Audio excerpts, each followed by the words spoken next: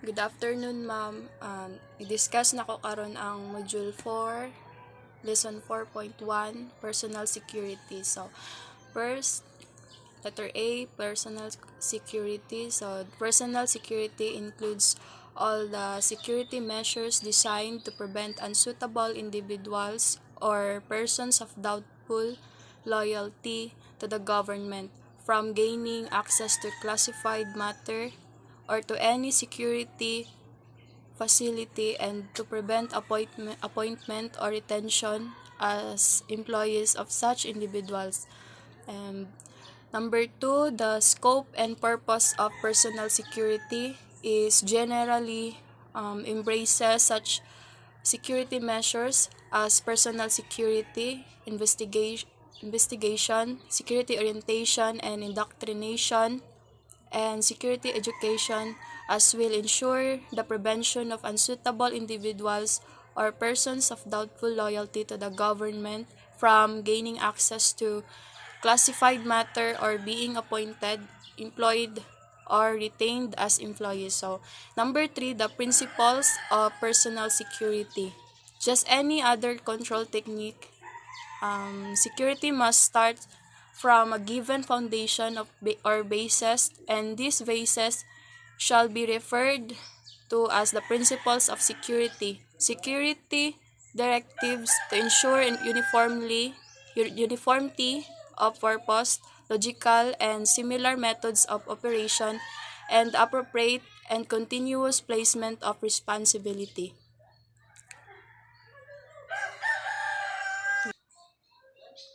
So, the purpose of personal security, ma'am, is to give a reasonable degree of confidence in the trustworthiness, integrity, and reliability and um, of individuals who, in the course of performing their duties, and have access to sensitive, critical, or valuable information, staff, and information processing facilities. So these are the examples of principles of personal security. Number one is be aware and suspicious. And number two, maintain security procedures.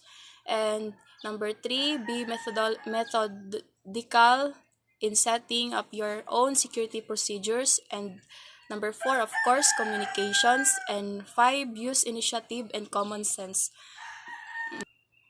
And number four, the security chain. Personal security is the weakest link in the security chain. This weakness can be best be minimized or eliminated by making the personal security conscious through good training program. Security depends upon the action of the individuals. The superior must instruct his subordinates so that they will know exactly what security measures to take in every instance. A safe will not lock itself. An individual must be properly instructed and must do the locking. So, there is a security chain, ma'am, is, example ani is, if a one person kay wala nag-lock sa door or guba na imong security, for example, you owned a business, and tapos, ang isa ka tao is nakalimot siya og lock sa door, so guba nang imuhang security ana.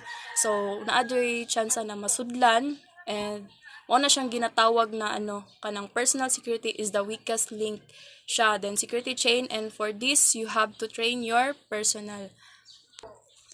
So next, letter B, control of personnel. So access to restricted areas can be partially controlled by fences, gates, and other physical means, but the individual working in the area is the key to the bringing out of classified matter to unauthorized personnel. So, sa control personnel, ma'am, is personal controlling is used to achieve best possible use of employees and their development to get the maximum benefit for the company, and information collection and processing of personal information is its main role, as well as monitoring of the coordination and control system.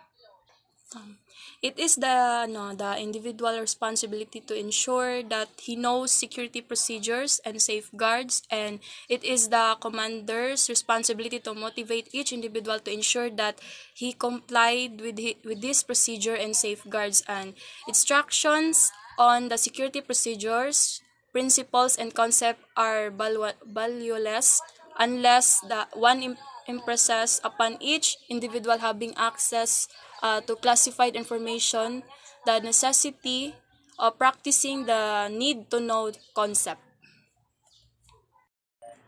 So next is letter C, objectives of personal security. The first one is to provide the standards and procedure necessary to ensure the appointment, employment, of detention and suitable and loyal individuals. Number two, to develop the necessary and proper security discipline among the applicants and employee, as well as protect and preserve the security interest of the organization. And number three, inculcate the desirable security attitudes and habits among the applicants and employees. So the objective of personal security program is to make a reasonable determination that individuals granted access to classified information or assigned to sensitive positions are and will remain loyal and trustworthy and reliable. Ang main objective ani ma'am is kanang ma-make sure jud ba sa mga ma-make sure jud ang tao na kanang imo ang gi-hire nga tao ma'am is kanang reliable o kuan pud siya kanang masaligan o loyal sa imuhang kuan, maging loyal siya sa imuhang company ana. So the next one is letter D, basic policies in personal security. So number one, no person is entitled solely by virtue of his grade or position to knowledge or possession of classified matter. Classified matter shall be entrusted only to those individuals whose official duties require such as knowledge or possession and who have been granted the proper clearance. And number two, all persons whose duties requires access to classified matter shall be subject to a security investigation to determine eligibility for the required security clearance. And number three, all persons shall undergo security orientation, indoctrination, and security education. So, diri ma'am is kumbaga tanan personnel ma'am is gina-orient sa sila kung unsa ang ilang mga dapat buhaton as mo-apply sila na nga trabaho. So, mao lang to. And next is letter E, control or personnel in the physical facility. So, in every installation, the use of protective barriers, security lighting, communication, and electronic hardware provides a physical safeguard, but these are the insufficient to maximize the effort of the guard force. A control point must be established for positive personal identification and check system. This is to ensure that only those persons who have the right and authority will be given necessary access to the area. So, there are two types of personal identification. So, the first is personal recognition, familiarity of the person's characteristics. So, as a kuan kanang dapat i-familiar ang iyahang mga characteristics sa iyahang sarili. Then, excuse me. Then letter B is artificial recognition, identification cards, passes, or passwords. And number two, use of pass system. So letter A, single pass system. The badge or pass code for the authorization to enter specific areas is issued to an employee who keeps it is his possession until his authorization is terminates. And letter B, pass exchange system. An exchange take place at personal surrenders his badge or passes and retrieve back his basic identification. And letter C, multiple pass system. So this provides an extra measure of security by requiring that an exchange take place at the entrance of each restricted area. Number 3, badge and pass control. The system should have a complete record of all badge and identification cards issued, returned, mutilated, or lost by serial number, and cross-indexed alphabetically. And letter B, the supervisor from time to time for its accuracy and authenticity should check the list. And letter C, passes and badge report lost should be validated and security at entrance be informed through conspicuous posting. So, letter F, visitors movement control. So, security should establish proper methods of establishing the authority for admission of visitors as well as the limitation thereat. This security measure would depend on the sensibility of the installation but could include the following. So, number one is the visitor's logbook. So, all visitors to any facility should be required to identify themselves and should be given a visitor's ID by the security. So, pag ang isa ka tao jud pag musulod ta sa isa ka kuan kanang kumpanya ay tay visitor ka dira so kailangan jud ka mag ano ka nang mag naakay card nga nagpamatuod nga visitor lang ka dira nga area, tagaan ka na sa guard. Then number 2, photograph. Taking of photographs should also be considered. So, extreme caution must be exercised in area where classified information is displayed to preclude unauthorized taking of pictures of the installation. If a visitor has a camera and it is prohibited to take a picture, said camera should be left in the care of security with corresponding receipt.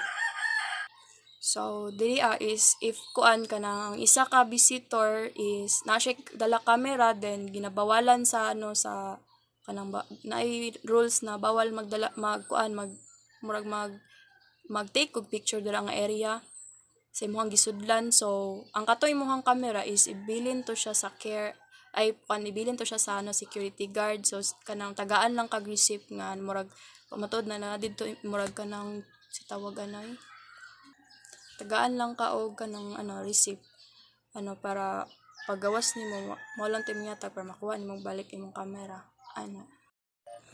And number 3, escort. So, if a possible visitor should be escorted by the security to monitor their activity within the establishment and guide them where to go. So, as a personal security, kung naay possible visitor sa inyo na area, so kailangan nimo siya kailangan niya escort para i-guide nimo siya kung asa siya moadto, kung asa ihang say tuyo niya didto So, mao to siya og para maano lang pud nimo kanang ma-monitor nimo ang iyahang mga kanang iyahang gibuhat dira nga nga area.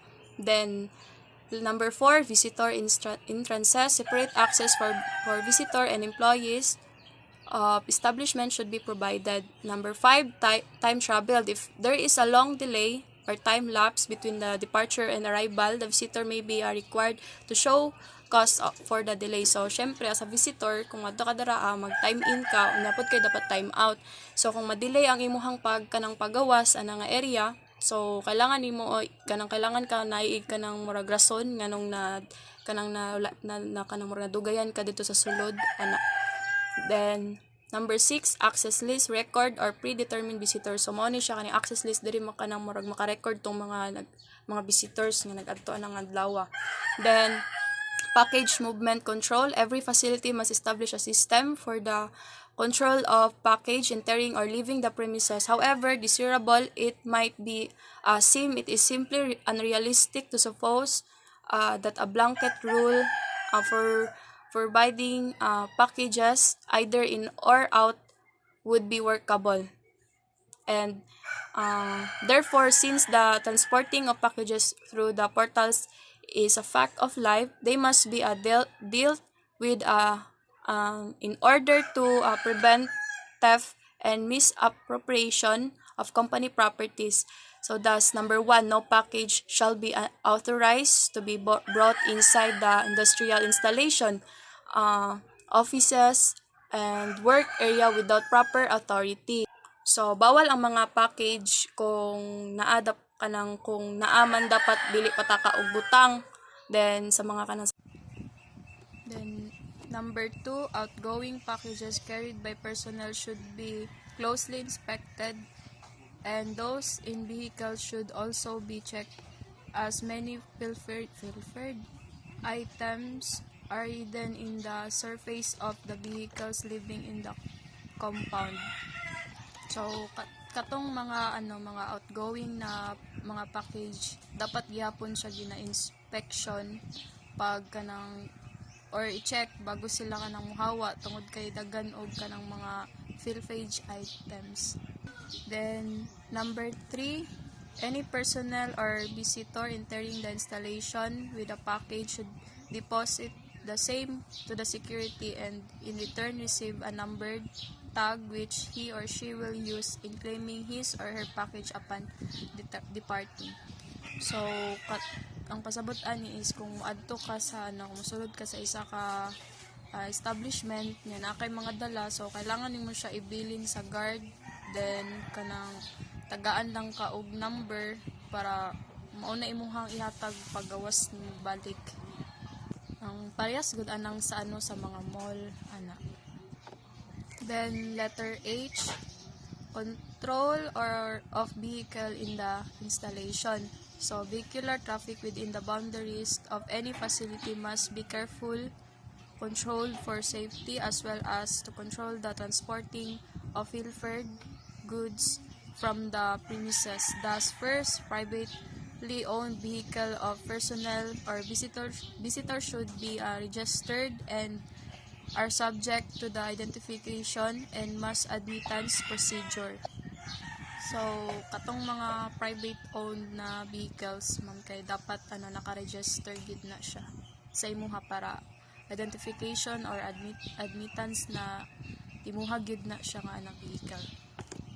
Then number 2, vehicles should be subjected for search at the entrance and exit of his installation. So, ang mga vehicles should naka-subjected na siya para kanang inig mosulod or mugawas para naiwas sabotage or kanang unsa pa ba na mga panikas.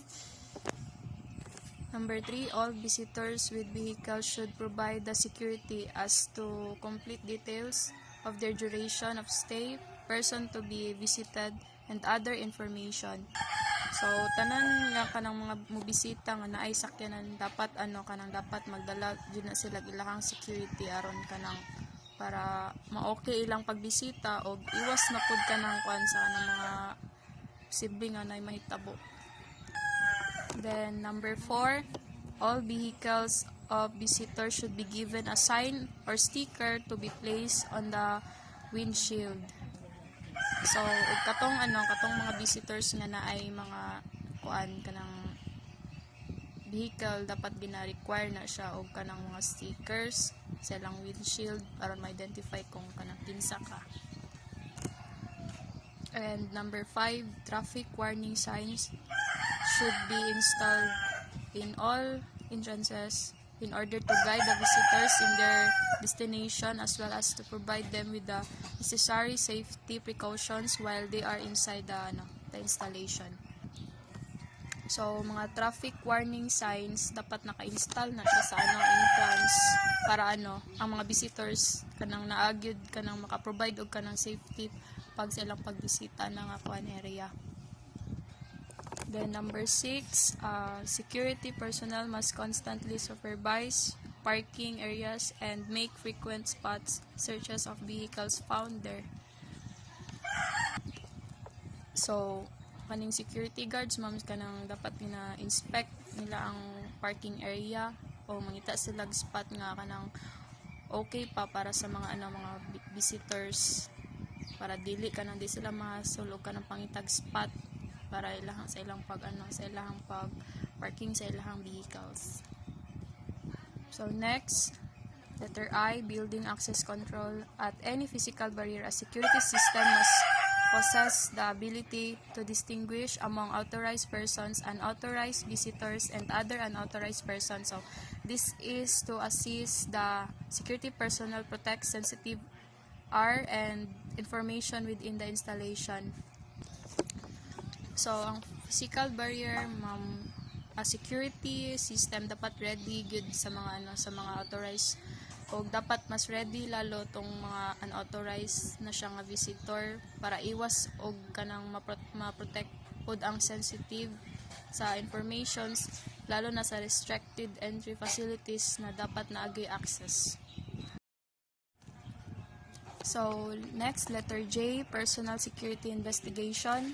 It is an inquiry into the character, reputation, discretion, and loyalty of individual in order to determine a person's suitability to be given security clearance. So, number 1, types of personal security investigation or PSI. So, letter A, National Agency Check or NAC. This is an investigation of an individual made upon the basis of written information supplied by him in response to official inquiry and by reference to appropriate national agencies. It is simply a check of files and record of national agencies. The national agencies check under this type of investigation are the following. The first one is National Intelligence Coordinating Agency or NICA. Number 2, National Bureau of Investigation or NBI. Number 3, ISAF or J2 Division or GHQAFP. And number 4, CIDJ, PNP, Camp Crime, etc. So, investigations ni siya ma'am na part sa agency. Gina-investigahan ka base sa ingon sa sarili. Then, gina-check pod nila ang mga records sa upat ka buok na agency, which is kaning NICA, NBI, ISAF, Camp Crame. Then, next, letter B, local agency check or LAC. This type of investigation consists of the first type plus written inquiries sent to appropriate local government agencies, former employees, references, and school listed by the person under investigation. The local agencies normally check besides the past employment, schools, and reference are the following. The first one is place of the locality where the individual is a resident. Number 2, mayor, police, fiscal, judge of the locality where the individual is a resident. So, kanang dili sa number 2, local agency check is investigation. Gihapon ni siya base sa imong mga first written inquiries na na-send dito sa mga appropriate na local government agencies para matanaw lang ang imong background.